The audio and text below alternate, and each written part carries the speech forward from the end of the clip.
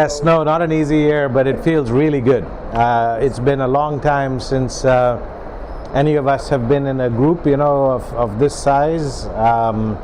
It feels good to be back. It's exciting to get back to MWC. I'm very happy to be here, and our team is very happy to be together as well. So, yeah, look, I mean, the theme for us is simplification of IoT, right? The problems of the last decade in the Internet of Things were that it was too complicated to implement solutions. Customers had to put all the pieces together, device, antenna, band, spectrum, connectivity, make it all work, and then get the data and do something with it.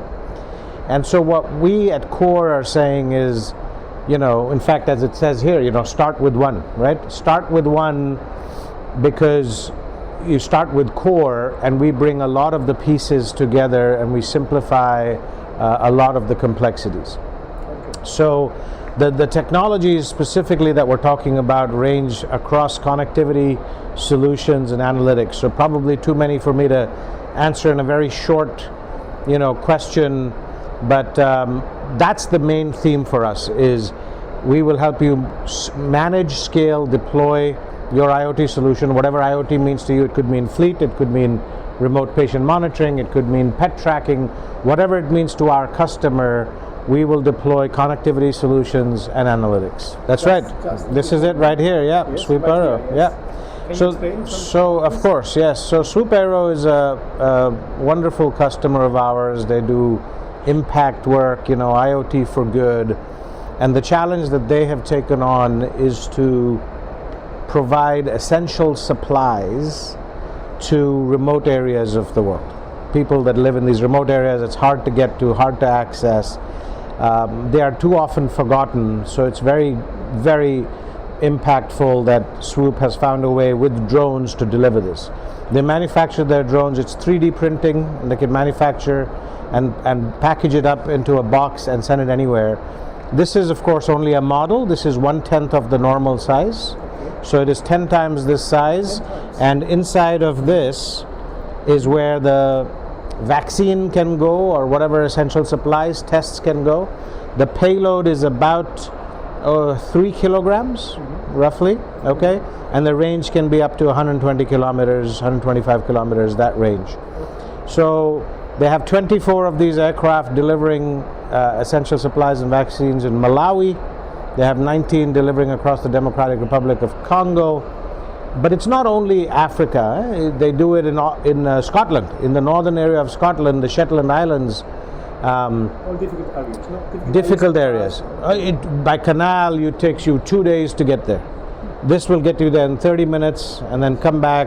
You can do the tests, you can bring the drones, any kind of medication. But of course, in the pandemic, it became about the vaccine. So, well, look, in some ways, this is a connected health. Yes, it's transportation logistics, but this is a connected health use case, and it's a cold chain use case, because they have to use refrigerated material to keep the vaccine safe for use, right?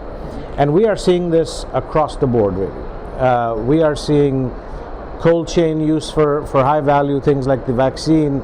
We are seeing tracking of ventilators and other equipment that is needed.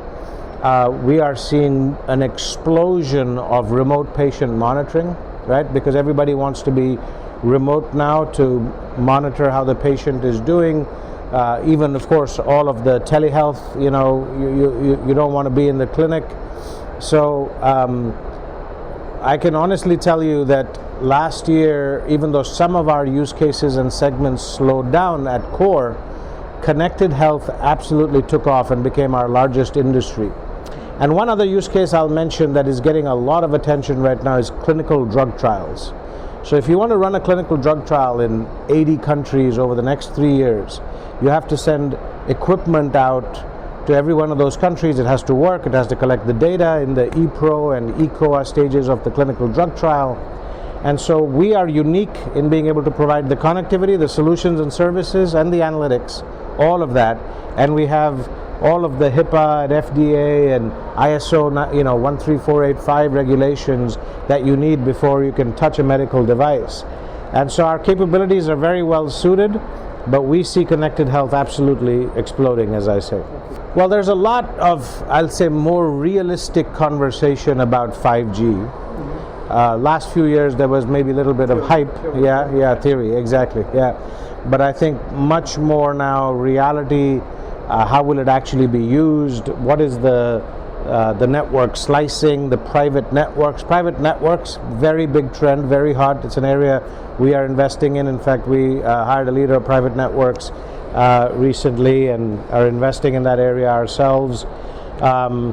It's also quite interesting how the importance of a global independent connectivity provider is now being recognized, because as the next decade of IoT is starting,